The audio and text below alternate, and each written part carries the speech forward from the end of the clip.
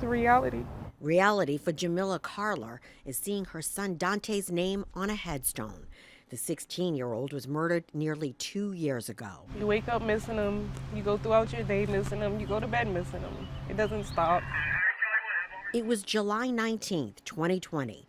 Dante and his best friend, Kayshawn Webster, was sitting outside the family's Dorchester home waiting for a ride to the beach when a gunman opened fire. 17-year-old Kayshawn was shot twice. Dante was hit 6 times trying to get away. We know nothing. Besides, there's no suspects yet. Nobody wants to face the fact that 2 young kids were murdered in the middle of the day, in the middle of summer, and the police have no leads. I don't feel like it's a priority. Well, there's frustration on our end too, because we work these cases very hard. There's a reason people come to the homicide unit. They believe in doing the work.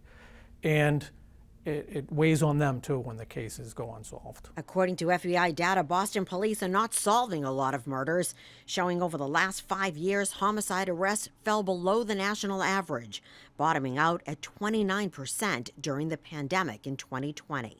But data obtained by the I-Team directly from the Boston police paints a different picture, showing during that same time period, police solved 60% of cases, the only exception being 2020 when just 36% of cases were solved. But that number shot way up in 2021 to 78%. So why are the numbers so different? The I-Team went straight to the Boston police for answers. The numbers originate with us, and we're confident that the numbers are correct. Where do you think the breakdown could possibly be?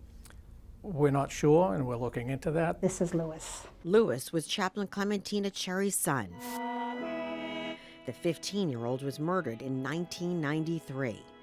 After he died, she started the Peace Institute in his name, dedicating her life to helping families of homicide victims. I wanted people to see the names are real, the faces are real, and the pain is real. Nearly 30 years later, Lewis's case remains unsolved. Do you think the Boston police are doing enough to solve these cases? It's a hard question to answer. Within our community, there's that sense of fear. We want to tell. We're afraid of telling. I'm doing the right thing, but somebody now says I snitched. Police say that fear of telling makes solving homicides in communities of color challenging. And FBI data seems to confirm that, showing in Boston and other cities, police solve fewer cases involving black victims than those with white victims. It all comes down to witness cooperation, people willing to work with us and come forward and bring us the information we need. When Lewis was killed, the poster was, "Who killed Lewis Brown?" Because we didn't know who did. But the community did. It's now been nearly 2 years since Dante was laid to rest.